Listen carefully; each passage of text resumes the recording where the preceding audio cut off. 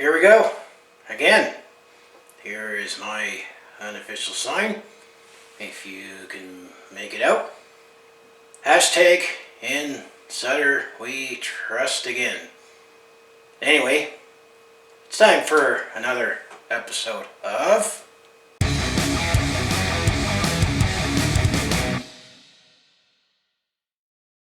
Hi there, it's Brett Hornby here, and welcome back to my YouTube channel, and welcome back to another episode of my Calgary Flames in 6.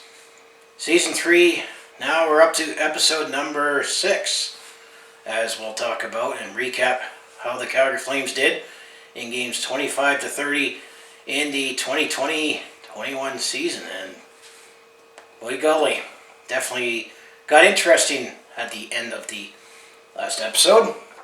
As yes, in Sutter we trust again, as we left the last episode talking about that the Calgary Flames shocked the hockey world and made a coaching change by bringing back Darryl Sutter. So I figure it's appropriate to wear their cowboy hat for this episode, as he is wrangled from the farm to be back behind the Calgary Flames bench. Hence this sign that apparently there was legend that there were signs that said in Sutter we trust the first time he was here. So I'll put this off to the side and I'll bring him my notes. As I'm going to say, so far, with the exception of one game at the end of the episode, I think so far this holds mirror. Hashtag in Sutter we trust again. So I'll bring up as I bring up my notes and get ready to talk about how the last 6 games went with the new era of Darryl Sutter as head coach. And just like what I'm going to try to start doing for videos going forward, see the description below for timestamps if you want to jump to any particular segments or game recaps or whatever in this video. So let's start off with game number 25. So if you go back on Saturday, March the 6th, the Calgary Flames went up the road to Edmonton to take on the Edmonton Oilers at Rogers Place, 8 p.m. puck drop. This was LaBelle, Alberta, the first game since the coaching change. But Darryl Sutter was not ready to come back to the Calgary Flames just yet. It was Ryan Huska who ran the bench, as yes, Darryl Sutter, lives with the Sutter family up in Viking, Alberta, where the farm with all the other Sutters when they're not worried about hockey. Well, Darryl Sutter had to clear COVID protocol, so assistant coach Ryan Huska ran the next 2 games to recap before Darryl Sutter officially stepped behind the bench. And just like, unlike previous games, first period, the Calgary Flames actually started off very strong and looked like a different team. As if you go back to previous episodes, the Calgary Flames seem to like to start off slow and sluggish and get behind, but not in this particular game. However, despite the strong effort, the Calgary Flames are only able to get 1 goal past goalie Mike Smith. He definitely was a big story in this game and was a big factor of the outcome. Most notable action happened later in the first period. First goal of the game actually went to the Calgary Flames, as it was Johnny Gaudreau who got his 10th of the goal at the time at 14:49 the first period to make it a 1-0 for Calgary on the power play. Then the Battle of Alberta was put in the Battle of Alberta to note, as later in the period, Milan Lucic for Calgary and Darnell Nurse for Edmonton fought at the 15.5-minute mark. That was fight number 1. Actually, the first period actually featured 2 fights, as the second fight featured forward Matthew Tkachuk for the Calgary Flames and James Neal, former Flame, now Edmonton Oiler. They fought just before the 17-minute mark, and I would say the second fight was definitely more of a 12-rounder. It was definitely a much longer fight with Tkachuk and Neal as opposed to the one with Lucic and Nurse. After all that action, the Calgary Flames still led 1-0 after the first period and outshot the Edmonton Oilers 21-20. So maybe this coaching change early returns is exactly what this team needed. Knowing that Darryl was coming down from Viking on his tractor on the QE2, as the meme went. Second period, things did settle down a bit, and the Edmonton Oilers did press back after being outplayed in the first period. Wasn't until past the 17-minute mark of the second period that Edmonton would ties it up, as Jesse Puljujarvi, who's definitely had a rebounding season for the Edmonton Oilers and seems to be whatever happened in the past is in the past. Well, he got his 7th goal, and now we have a 1-1 game on a rebound from Chris Russell. So Chris Russell shot from the blue line, and Jesse Puljujarvi was there on the beneficiary of a rebound, so it was a gift right to Jesse Puljujarvi. So the game was tied up at 1-1 at the intermission. Third period, the Calgary Flames striked early as Noah Hannafin. He actually got his first goal of the season at exactly 1:42 of the third period, and Calgary took an early 2-1 lead. After that, the Edmonton Oilers, I felt, had the edge in play, just like in the second period. And eventually, the Edmonton Oilers got the tying goal past the 6-minute mark, as Keller Yamamoto got his 6th of the season at the time, and now we have a 2-2 game. After that goal, the game did tighten up for both sides, and it felt like both sides did not want to make a mistake in this Battle of Alberta. With the game getting down to the final minutes, it felt like the next goal was going to win it, or we would need overtime. However, Connor McDavid seemed to have different plans, and I would say he pinpointed this shot exactly, as at the 16-minute mark, Connor McDavid scores a go-ahead goal for his 15th of the season, exactly the top corner where he put it. You heard the ping right in that top corner, so he definitely threaded the needle, hockey terms, to make it 3-2 for Edmonton, and with Calgary looking for the tying goal in the final minute, they pulled the goalie but no prevail. So I would say ultimately the Edmonton Oilers take this one 3-2 in a close, tight battle. So I'm going to say after the blowout that the Calgary Flames had with the Edmonton Oilers when they last lost 7-1, this was somewhat encouraging given how they played in spurts. This definitely was a tight, tough loss for the Calgary Flames, but a good win for the Edmonton Oilers. Calgary ultimately outshot the Edmonton Oilers 36-33, including the 20-10 in the first period, as mentioned. And then Calgary, they were led by Elias Lindholm, as I like to highlight, who scored multi-point games. He had 2 assists, while Edmonton was led by Connor McDavid. Well, he had a goal and 2 assists when he still makes an impact, even when he doesn't make that much noise, but he scored definitely the goal of the game. Keller Yamamoto also had a goal and an assist, and then Chris Russell chipped with 2 assists, including that shot that he took that set up the goal by Jesse Puljujarvi. Jacob Markstrom, who made 30 saves for Calgary, returned back in net after having his injury. So thankfully, Jacob Markstrom is back. While Mike Smith, I definitely think his strong play in the first period was the difference. Made 34 saves for Edmonton, and so that was the difference. So that was game number 25. So game number 26, this happened the next night on Sunday, March the 7th, as the Calgary Flames went back home to the Scotiabank Saddledome to take on the Ottawa Senators. Going back home the next night to start off a 5-game homestand, and once again, Ryan Huska ran the bench for the Calgary Flames, as Darryl Sutter was still waiting to clear COVID protocol to officially join the team and get some practice in, and ultimately make his re-debut behind the bench. In Sutter we trust again. So, first period, both sides played evenly, but I'd say Ottawa definitely got the first 2 goals in this game. Ottawa definitely has been a tough matchup for the Calgary Flames, despite the expectations that we expect to be a playoff team, and one of the reasons why the change was made in Ottawa is rebuilding. But Ottawa got the first two goals of the game in the first period. First goal for Ottawa came from Connor Brown. That was his 6th of the season at 13:48 of the first period to make it 1-0 for the Ottawa Senators. Then Ryan Dzingel on a breakaway just before the 16-minute mark gets his 4th of the season to make it 2-0 for Ottawa. And Ottawa actually had a 2-0 lead after the first period. The game did feature a lot of penalties for both sides, as this game doesn't seem to be...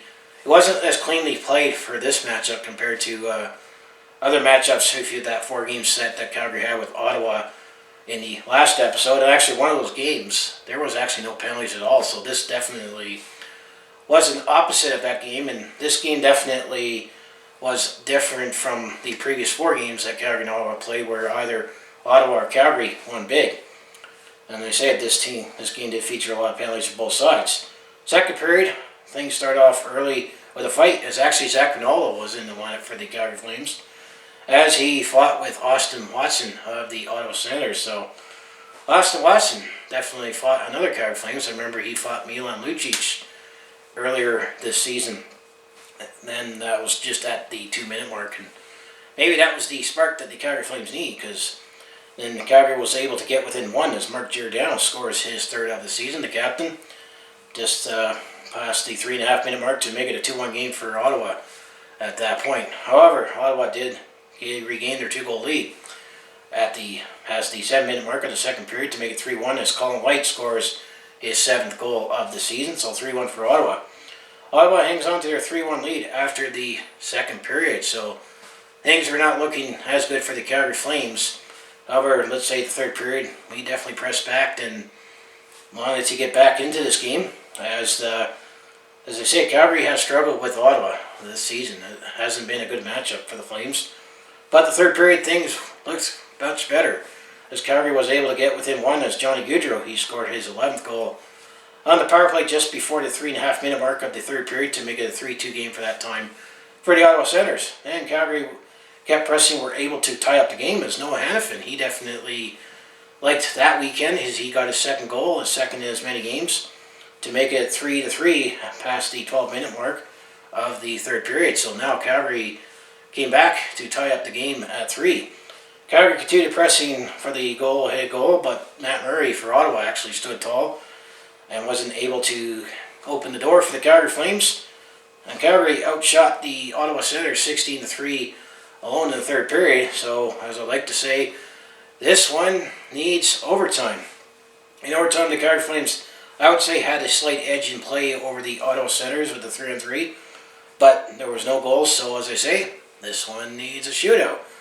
Oh, let's note before we got to the shootout, there was definitely a penalty. First, it was Tim Stützle who got tripped by Rasmus Andersson. But Rasmus Andersson and Tim Stützle both got a penalty on that play, because Tim Stützle actually got caught for embellishing the penalty from the Rasmus Andersson trip. So that's something to note. Maybe it's something that Tim Stützle is still learning in the NHL on not to embellish, or maybe it's just the ref picking on the new guy, but he's definitely been a nice rookie for the Ottawa Senators so far this season. So now let's get into the shootout. It was Sean Monahan who was up first for the Calgary Flames, and he missed. And then speaking of Tim Stützle, he was up first for the Ottawa Senators and actually scores. So Ottawa drew first blood in the first round of the shootout.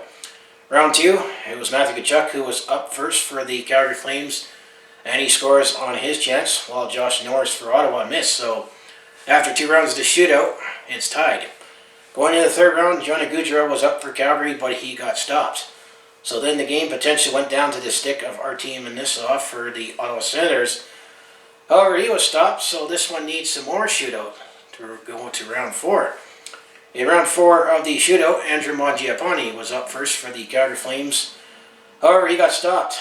Then Drake Batherson for the Ottawa Senators was up in round 4 in the sudden death shootout, and the stick ultimately was on Drake Batherson's stick, and he made all of it as Drake Batherson, another player who's been the thorn in the side for the Calgary Flames this season in this all-Canadian matchup scores. So Ottawa ultimately wins this one 4-3 in the 4th round of the shootout.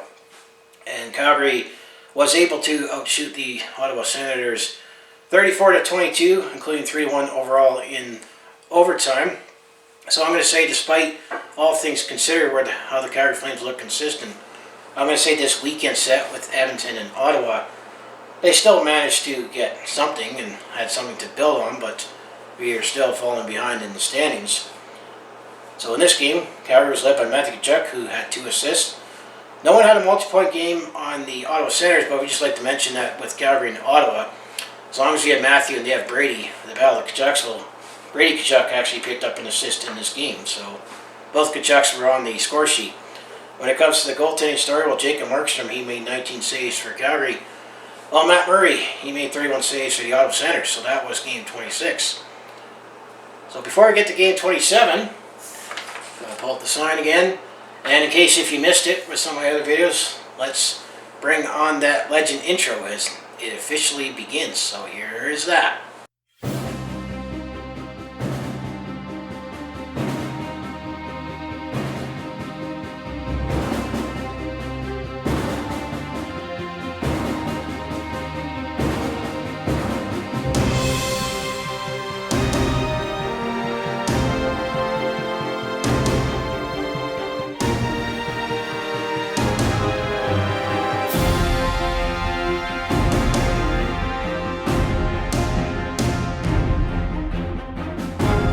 Yeah, I gotta, make it sound like it's a big dramatic blockbuster movie, but if we can somehow turn things around with in Sutter we trust and get into the playoffs and maybe recreate some magic from 2004, it would be all worth it.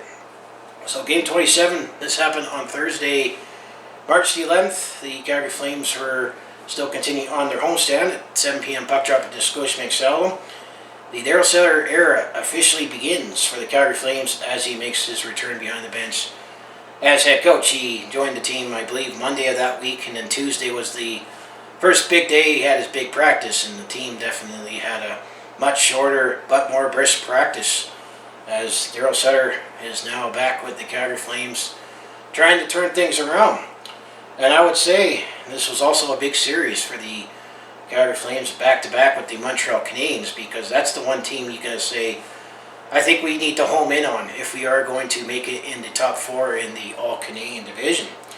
Also note, with Calgary changing coaches from Jeff Ward to Darryl Sutter, well, Montreal also recently, a week earlier, they're also under a new coach as they recently brought in Dominic Darchem to take over for Claude Julien. So that's another sidebar to put it in with this game as well, that there's two new coaches that were behind the bench, and Montreal and Calgary were the first two teams to change coaches in the NHL this season.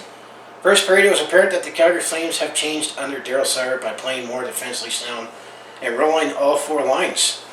Same flashbacks of 2004 with the style of play. Maybe nostalgia, not quite overload yet, but the way the Calgary Flames played in this game, it reminded me of 2004, and you know why. First period, there was no scoring to report as both sides, I would say, looked evenly matched. Second period, the Calgary Flames pressed back and got a couple goals from some unlikely sources. Another sign that Darryl is trying to make an impact on the Calgary Flames. First, just before the 2-minute mark, so early in the second period, was Josh Leivo. Yeah, one of those depth players that we supposedly looked upon to sign has had been bad luck, but maybe Darryl Sutter will turn Josh Leivo's season around as he got his second goal of the season to make it 1-0 for Calgary.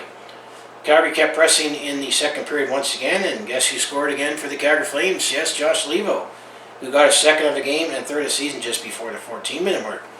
So Calgary had a 2-0 lead after the second period, and we also outshot the Montreal Canadiens 14-5. And I say that's definitely encouraging, considering I'm going to say if Calgary is going to make the playoffs in the North All-Canadian division, I think Montreal is going to have to be the team we should home in on. Third period, the Calgary Flames continue to keep pressing and protect the lead. This is definitely something that we're going to have to get used to seeing again under a Darryl Sutter coach team with his defensive coaching style. I like that past the 7-minute mark of the third period. Milan Lucic for Calgary had a fight with Josh Anderson for the Montreal Canadiens, and I'm going to say Milan Lucic won that fight. Montreal was able to get within one, though. Just past the 10-minute mark, it was Corey Perry. Remember Corey Perry? He actually did sign with the Montreal Canadiens, got his 5th of the season on a tip-in to make it a 2-1 game. After that, the Calgary Flames were able to protect the lead, and they take this one 2-1 to start the second era of Darryl Sutter with a win. And make Blasty proud, because the Calgary Flames wore their Blasty jerseys in this game. Talking about really going full retro, Darryl Sutter, beautiful retro jerseys, but in this particular case, we were wearing Blasty for this game. Calgary outshot the Montreal Canadiens 29-18, keeping the opponent to under 20 shots. That's another thing that flashed me back to 2004, is a lot of time the Calgary Flames pride themselves on holding opponents to under 20 shots. Just like in 2004. Let's hope we recreate that magic, except being on the right end of the final game of the season. But I can dream at this point. Calgary was led by Josh Leivo, who had 2 goals in this game. Also, Derek Ryan and Sam Bennett each chipped in with 2 assists, so the fourth line, who Darryl Sutter rolled all 4 lines, made an impact in this game. Jacob Markstrom, he only needed to make 17 saves for the Calgary Flames. Well, it was Jake Allen who was in net for the Montreal Canadiens. He made 27 saves in Montreal. And Sutter, we trust, again, is what I'll say. That's the theme for this particular episode. So that was game 27. So game 28, this happened on Saturday, March the 13th, as the Calgary Flames were taking on the Montreal Canadiens again. It's a 5 p.m. puck drop at the Scotiabank Saddledome. Hockey Night in Canada, another huge swing game for the Stains because this is definitely that old saying about the 4-point game, as it could swing either way. And if we did not take these games against the Montreal Canadiens, I think I wouldn't be hoping as much for playoffs as I am right now. So this game started off extremely well for the Calgary Flames. I'm going to say extremely well. We definitely made the Montreal Canadiens look silly in this first period, as it was shown earlier turn that this coaching change was exactly what this Calgary Flames need. First, Calgary opens up the scoring as Sean Monahan, who actually got his 6th goal of the season, just past the 5.5 minute mark to make it 1-0 for the Calgary Flames. So also note that that was his 200th goal of his NHL career. And if you actually look back on the class of the 2013, Sean Monahan actually has the most goals. That's actually surprising, considering this Nathan McKinnon guy was drafted first overall in the draft that season. But Sean Monahan got his milestone goal with that one. And then once again, it was Sean Monahan got his 2nd goal of the game on the power play just before the 14-minute mark to make it a 2-0 game for the Calgary Flames. Montreal did have a chance late in the first period, but Calgary took a 2-0 lead after the first period, including outshooting the Montreal Canadiens 16-6. Ooh, we're liking this new Darryl Sutter style, right? Second period, the Calgary Flames did continue their strong play, but the Montreal Canadiens did make some adjustments to not be as outplayed like they were in the first period. Calgary takes a 3-0 lead as Michael Backlund, who actually scores his 5th just before the 7.5 minute mark. However, Montreal was able to get one back as Jeff Petrie, surprisingly, Jeff Petrie actually at that point has his 11th goal of the season. 7 minutes later, at the 14-minute mark of the second period, to make it a 3-1 game for the Calgary Flames, and Calgary took a 3-1 lead after the second period. Third period, Calgary Flames were able to protect the lead, and there was actually no scoring to report nor even penalties. So Calgary takes this one 3-1 and win back-to-back against the Montreal Canadiens to close the gap in the North All Canadian Division. I believe actually before the Darryl Sutter era officially began for the Calgary Flames, we were actually 7 points behind the Montreal Canadiens in the standings, and they still have a game in hand. But picking up those 4 points was huge if we are still planning on making the playoffs this season. And keep in mind, we're only playing 56 games this season, and we're about the halfway point. So as I say, Darryl Sutter is making an early impact for the Calgary Flames, and we also outshot the Montreal Canadiens 36-25 in this game. Calgary, obviously we were led by Sean Monahan with his deuce with 2 goals. Jacob Markstrom made 24 saves for the Calgary Flames. That was Carey Price, who was in net for the Montreal Canadiens. He made 33 saves, so that was game 28. Game number 29, the Calgary Flames now were shifting their focus from the Montreal Canadiens to the Edmonton Oilers. So we have some more Battle of Alberta on Monday, March the 15th, as it was a 7 p.m. puck drop at the Scotiabank Saddledome. It's time to bring on another Battle of Alberta. And this one, I'm going to say in the first period, it was very tentative and slow pace for both sides. It seemed like both sides were playing extra cautious. No scoring report, and actually there was only 9 shots taken between both sides. Calgary had an edge in shots 5-4 for the first period, but it was definitely a very, very vanilla first period. However, we should also highlight that Brett Ritchie, that professional tryout, and actually since Darryl Sutter took over as the head coach, he actually played him on the top line with Sean Monahan and Johnny Gaudreau. However, let's say Jihar Kara, he's probably not liking Brett Ritchie that much. I mean, he definitely got knocked out by the Brett Ritchie at the 9.5 minute mark of the first period. He won this one with a KO after sticking up after Jihar Kara actually hit Oliver Shillington. So that's really the only highlight we can mention in the first period is Brett Ritchie. He definitely knocked out Jihar Kara. So after a slow first period, things opened up for both sides in the second period. First goal of the game actually does go to Calgary in this one, as it was Dylan Dubé. He got his 7th of the season just before the 5.5 minute mark to make it 1-0 for the Calgary Flames. Then Elias Lindholm makes it a 2-0 game for Calgary just before the 9 minute mark. However, just after that, 52 seconds later, it was just before the 10 minute mark, it was defenseman Adam Larson for Edmonton who gets his start of the season to make it a 2-1 game for Calgary. So then at the 13:45 minute mark of the second period, Andrew Mangiapane scores his 9th of the season, and then Calgary makes it a 3-1 game for the Calgary Flames. Andrew Mangiapane also benefited from Milan Lucic as he sub after Mike Smith, who coughed up the puck on the play. As Mike Smith, he definitely is one of the more active goalies in the league and almost can be kind of that third defenseman. However, sometimes that might bite back in the end, as he definitely coughed up the puck on that play.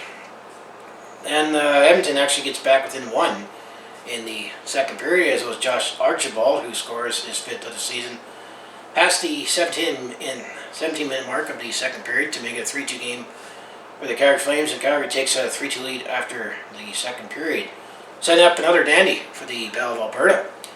Third period, the Edmonton Oilers did press back and had an edge in play on the Calgary Flames, I would say. Edmonton actually was able to tie things up at 3 apiece, as it was Leon Draisaitl got his 17th goal of the season just before the 5.5 minute mark. However, Noah Hannafin, he's suddenly found some offense recently. Just over a minute later, scores his 3rd goal of the season, just past the 6.5 minute mark, to put Calgary back up 4-3 at that point. From there, the Calgary Flames were able to hang on with strong goaltending from Jacob Markstrom, and we take this one 4-3 to win Calgary's 3rd straight game. Edmonton actually did outshoot the Calgary Flames 31-27 overall in a wide open game after that, pretty dull first period if it wasn't for that fight. Calgary was led by Les Lindholm, Dylan Dubé, and Andrew Mangiapane, who each had a goal and assist. Michael Backlund also chipped in with 2 assists. Edmonton was led, we can just highlight that Leon Draisaitl had a goal and Connor McDavid had an assist just to highlight their duel. So if you could suppress those 2 players to only a point, I'm going to say that's a pretty good game. So the goaltending story, it was Jacob Markstrom who made 28 saves for the Calgary Flames. Well, it was Mike Smith who made 23 saves for the Edmonton Oilers. So that was game 29. Game 30, this happened on Wednesday, March the 17th, St. Patrick's Day.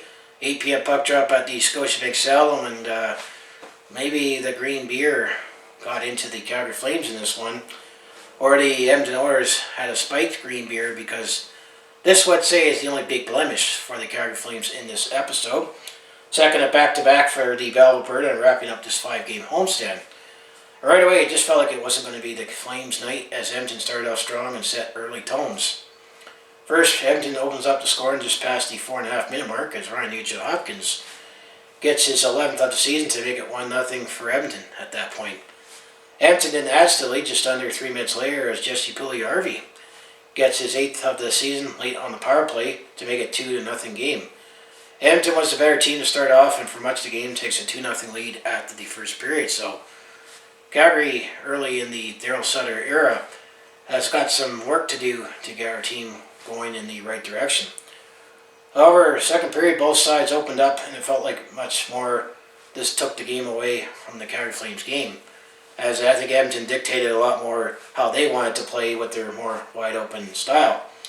Edmonton was able to add to the lead in the second period as Dominic Cahoon scores his 5th just past the 8.5 minute mark to make it a 3-0 game for Edmonton at that point. However, 25 seconds later, just past the 9 minute mark, Calgary was able to get on the board, as it was Elias Lindholm who scores his 8th, and now we have a 3-1 game for Edmonton, and that's how things stood after the second period. So at this point, things still looked manageable for the Calgary Flames. Then the third period happened, where the floodgates opened and the Edmonton Oilers got their power play going as Calgary got into some early penalty trouble. Edmonton's definitely not a team that you want to get into penalty trouble with. Why? Because first, just before the 2 minute mark, it was Connor McDavid who scores on the power play and gets his 18th goal of the season to make it 4-1 for Edmonton. Then at the 3:44 minute mark of the third period, also on the power play, Alex Chiasson scores his 6th of the season, so Edmonton now is up 5-1 early in the third period with their 3rd power play goal. So this was definitely what did the Calgary Flames in this game, was their penalty kill, as Edmonton's power play definitely was clicking for this game. Then Edmonton gets kept adding to their lead, as Darnell Nurse scores his 9th just before the 6 minute mark, and then Zach Kassian, he actually returned to the lineup for the Edmonton Oilers in this game, makes it 7-1 for Edmonton on his 2nd just past the 8.5 minute mark. So Edmonton was up 7-1. So yeah, another big kick in the you-know-what by the Edmonton Oilers again. However, if there's any consolation, the Calgary Flames made this one less ugly, if you can say, as they did get a couple goals of their own to make this not as bad of a loss, but still, spoiler alert, we did lose this game against the Edmonton Oilers. First, Michael Backlund scores his sixth at the 14:47 minute mark of the third period, and Johnny Gaudreau got his late goal, a late power play goal, his 12th of the season, just past the 16-minute mark to make it a 7-3 game. Nothing I could do to make this game pretty for the Calgary Flames as a Calgary Flames fan, as Edmonton ultimately takes this one 7-3, ending the Calgary Flames 3-game winning streak and handing Darryl Sutter 2.0 era his first loss. Calgary actually did outshoot the Edmonton Oilers 33-30 overall in this game. However, the big storyline for this game was the power play for the Edmonton Oilers, as they got 3 power play goals on this game. Let's just say the Calgary, we were led by Matthew Tkachuk. He was the only Flame that had a multi-point game with 2 assists. Well, plenty of points went around for the Edmonton Oilers. Well, Tyson Barrie actually had 4 assists in this game. Connor McDavid with a goal and 2 assists. Leon Draisaitl chipped in with 3 assists. So the duel was not suppressed in this game. And then we also can throw in Jesse Puljujarvi, Darnell Nurse, and Ronnie Hopkins. Each chipped in with a goal and an assist. In this one, goaltending story of this game, well, it was Jacob Markstrom. He was in actually for all 7 goals. He made 23 saves for the Calgary Flames. Well, it was Mike Smith who made 30 saves for the Edmonton Oilers. So for this segment, the Calgary Flames won 3, lost 1 in shootout, and lost 2. So they look a little better, but the standings, they still have some work to do. As after 30 games, as we're just past the halfway point of this season, the Calgary Flames are 14-13-3 for 31 points, and actually they put some 6th in the North All-Canadian Division as of this posting, but we're actually only 3 points behind the Montreal Canadiens for the final playoff spot. So this is where I'll look at the stats and standings. So let's bring it up on my app. So let's just take a look at the standings, shall we? So in the Scotia North All-Canadian Division, well, the Toronto Maple Leafs are still leading the way after 30 games. They are 19-9-2 for 40 points. I like Toronto's chances of making the playoffs. Second place is the Winnipeg Jets after 29 games. They are 18-9-2 for 38 points. I like Winnipeg's chances of getting into the playoffs. And third place is the Edmonton Oilers after 32 games. They were 13-0 for 38 points. I think the Edmonton Oilers, I think they do have enough to make the playoffs, especially when you have 2 generational talent. Fourth place is the Montreal Canadiens after 29 games. They were 13-8-8 for 34 points. I think that's the team that the Calgary Flames should focus on winning that season series on if we're going to make the playoffs. And after I go over the standings and stats, we'll look at how we're doing with each team in the North Division season series wise. So that's the playoff line.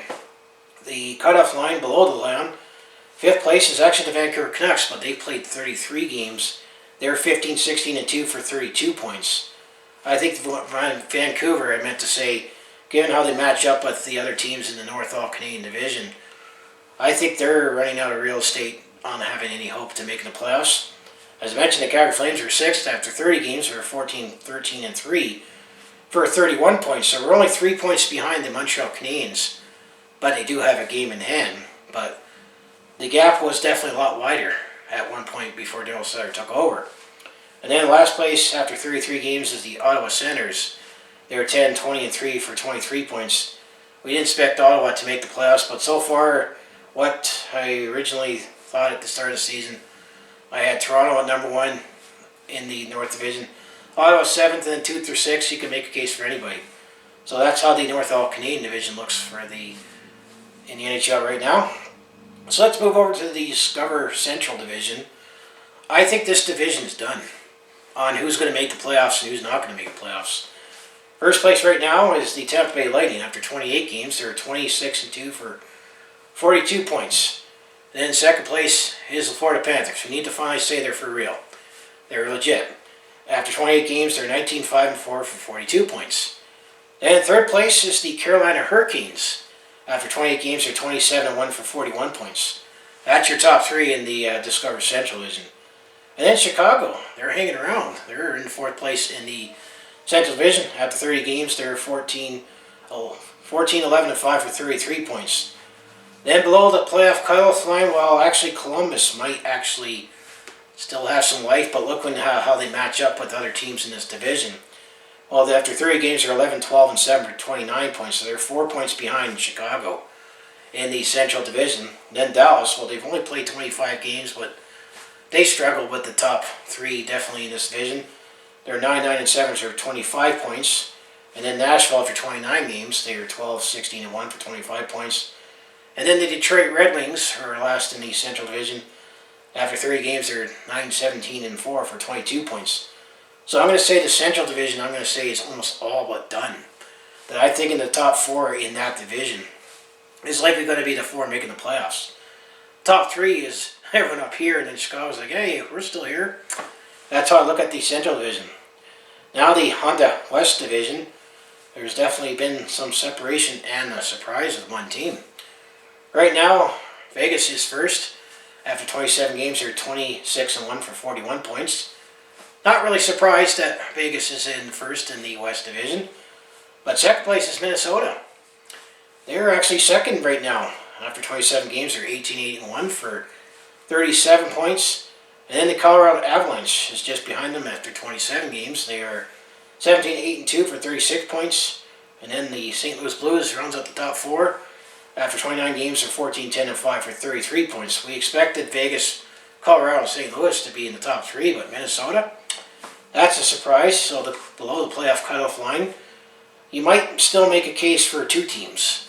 As you got the Los Angeles Kings, are fifth, or 28 games, they're 12-10-6 for 30 points.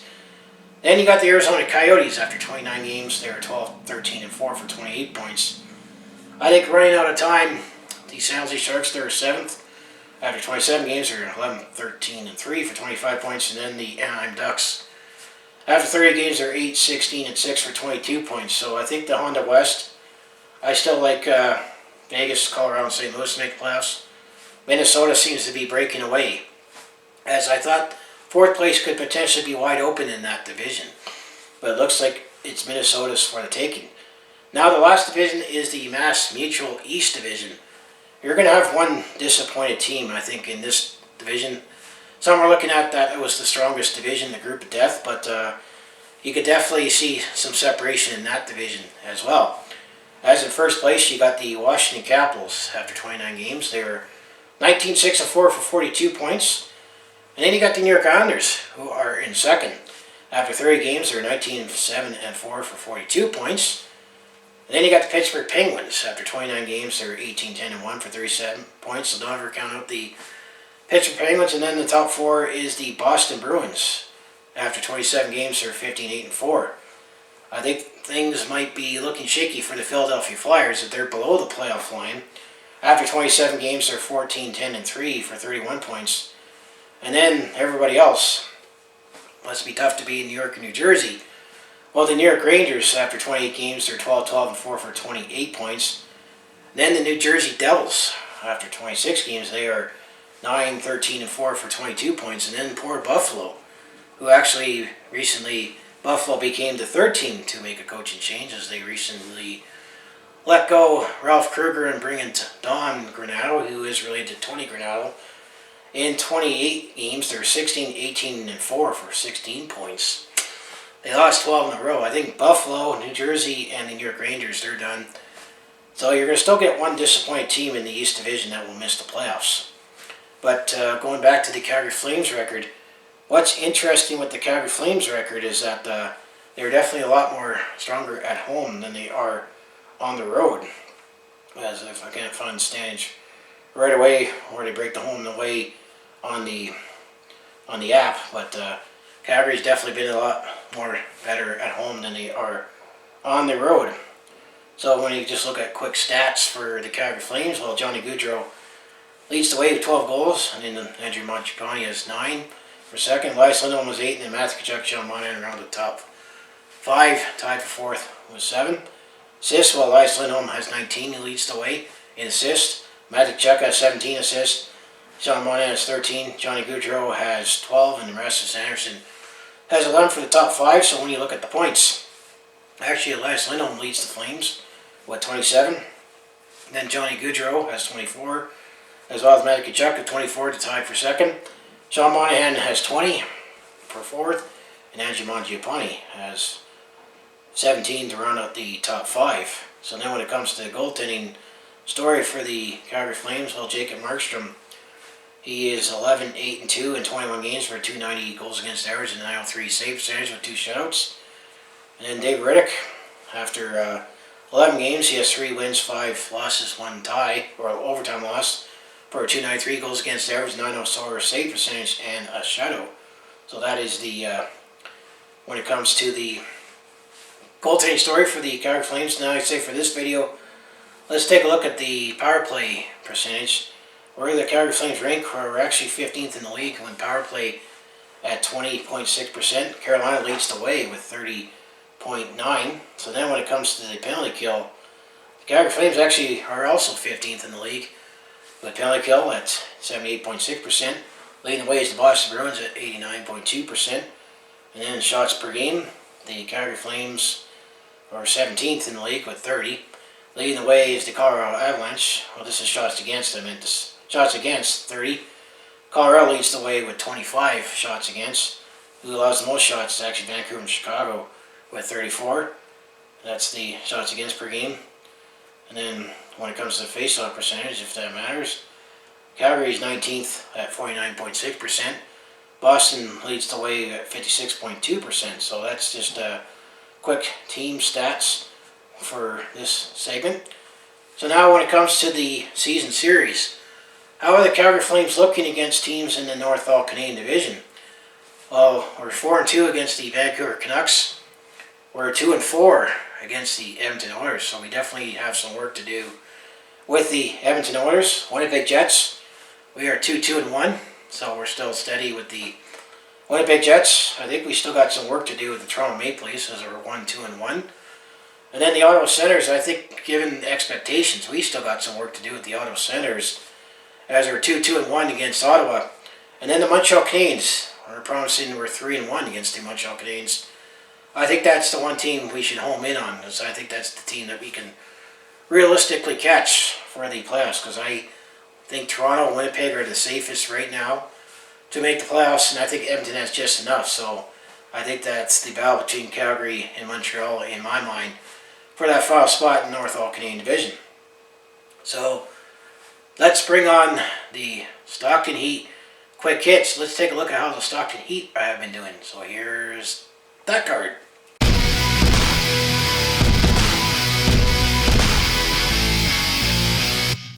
Actually, the Stockton Heat, well, after dropping the first 2 games of the season, well, I think the burner actually has been cranked up to 10, as the Stockton Heat has been one of the top teams in the AHL this season.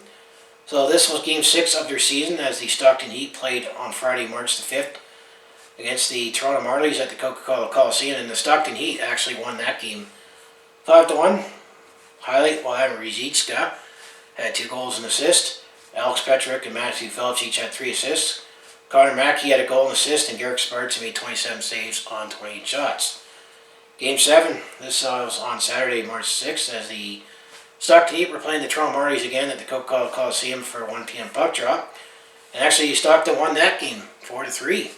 Stockton Heat scored 2 goals late. Alex Petrovic, Connor Zary, Zach Leslie, and Emilius Pettersson each had a goal for the 4 goals for the Stockton Heat. And Garrett Sparks made 29 saves for 32 shots. And keep in mind, Garrett Sparks used to be with the Toronto organization. Game 8, now the Stockton Heat, I was about to say Calgary. The Stockton Heat, now we're going to play the Manitoba Moose, who is the Winnipeg farm team at the Bell MTS Iceplex, 5 p.m. puck drop. The Stockton Heat actually won this game 6-5 in overtime. Alex Petrovic, who is actually the captain, had a goal and 3 assists. Emil Pettersson had a goal and 2 assists, and then Matt Phillips, Glenn Godwin, and Martin Pospisil each had a goal and assist. So I like Glenn Godwin had the overtime winner in this game, and it was Artem Zagadula who made 34 saves on 39 shots from that game. Game 9 was on Wednesday, March the 10th, as the Stockton Heat were taking on the Manitoba Moose again at the Bell MTS Iceplex, 5 p.m. puck drop. Stockton actually won that game 3-2. Matthew Phillips had 2 goals. Emil Pedersen had a goal and assist, and Artem Zagadulin made 29 saves on 31 shots. And in Game 10, the Stockton Heat were taking on the Manitoba Moose again at the Bell MTS Iceplex, 5 p.m. puck drop. And Stockton won a close one, 2-1 in that game. So at that point, they actually won 8 games in a row. Martin Pospisil and Luke Phillip each had a goal. Garrett Sparks made 24 saves on 25 shots. And then Game 11 on Saturday, March the 13th, as the Stockton Heat had a 4-game set with the Manitoba Moose, but this time the winning streak ended at 8 as the Manitoba Moose actually won this game 4-2. It was a 1 p.m. puck drop at the Bell MTS Iceplex. All we mentioned in this game is Matthew Phillips, and then there was a Robert Hamilton who isn't signed with the Calgary Flames. Each had a goal in this game. Artem Zagadulin actually made 36 saves on 39 shots in this game, so Artem Zagadulin was busier in net for this game. So the Stockton Heat are actually 3-8-0 for 16 points, which actually puts them first in the Canadian division in the American Hockey League. Also to highlight that Connor Zary, the player that the Calgary Flames drafted in the first round in the past draft, he actually got sent back to the Kamloops Blazers of the Western Hockey League so he can isolate and quarantine to join them in time for the WHL season once the BC division gets going. So Connor Zary actually got a few games in and picked up a few points during the Stockton Heat. So that's the Stockton Heat quick hits. So now let's take a look ahead to the next 6 games for the Calgary Flames before I wrap things up. And the Calgary Flames will have to have a little bit of variety in this looking ahead. So Game 31, we're looking ahead to Friday, March the 19th, as the Calgary Flames are going to be going back to Ontario, as they will be taking on the Toronto Maple Leafs. That'll be a 5 p.m. puck drop at the Scotiabank Arena, so that's Game 31. Game 32 will be on Saturday, March 20th, as the Calgary Flames will be taking on the Toronto Maple Leafs again, so back-to-back and back-to-back nights. 5 p.m. puck drop, Scotiabank Arena on Hockey Night in Canada, so we got 2 games ahead against the Toronto Maple Leafs. We'll see if the new coach will definitely show we can play with the Toronto Maple Leafs. And then Game 33, this will be on Monday, March 22nd, as now the Calgary Flames will be going back to Ottawa, as they'll be taking on the Ottawa Senators at the Canadian Tire Center, 5 p.m. puck drop. And then on Wednesday, March the 24th, the Calgary Flames will wrap up their Ontario road trip with the Ottawa Senators on another 5 p.m. puck drop. Actually, it says 3 p.m. puck drop at the Canadian Tire Center. That's definitely strange that the game will be starting a little earlier. So the first period will be in the books when I leave the office on Wednesday, March the 24th. I did see 3 p.m. I had to do a double take. So that is the 4-game road trip. And then Game 35, the Calgary Flames come back home on Friday, March the 26th, as they will be taking on a back-to-back against the Winnipeg Jets. The game on Friday night will be at 8 p.m. puck drop at the Scotiabank Stadium. And then Game 36, which will be all in the next episode. On Saturday, March 27th, the Calgary Flames will be taking on the Winnipeg Jets again. 8 p.m. puck drop on the Hockey Night in Canada. So, looking ahead, this will definitely make or break, I would say, where the Calgary Flames could be in the standings. As 4 of the next 6 games, we are playing the top 2 teams in the North All Canadian Division. So this definitely be a great measuring stick, as we say, or a litmus test to see where the Calgary Flames are at. And let's see if we can rebound after that tough loss against the Edmonton Oilers. And then hopefully maybe we can pick up a few more wins against Ottawa, as they definitely have been giving us a hard time this season. So that is what I have for my Calgary Flames in 6, episode 6, for talking about games 25 to 30 in the 2020-21 NHL season, where we are just past the halfway point. Still joined this All-Canadian division for just this season. And I'm going to say we're still homing in on the Montreal Canadiens. And yes, in Sutter, we trust again. That's all I can say for this episode. So as I say, if you want to follow along this Calgary sports fan's journey, home the Flames, Hitmen, the Roughnecks, and Stampeders. I mostly do talk Calgary sports on my YouTube channel and talking stories, like for example when we brought back Darryl Sutter or recap games just like this. But I also do a variety of non-sports content like personal logs, attempt to comedy. I also do share my experience when I'm on the road or a sporting event, and hopefully I have a little more time to get back into making some of my other secondary content, and I also wrap up my Remember the Calgary series. So if that all sounds like it'd be interesting to watch, to follow along with this Calgary sports fan's journey, you know what you do, just make sure you like, subscribe. I also have my other social media links down in the description below for other ways you can follow me. So I'm going to say, go Flames go, and I'll see you in the next video.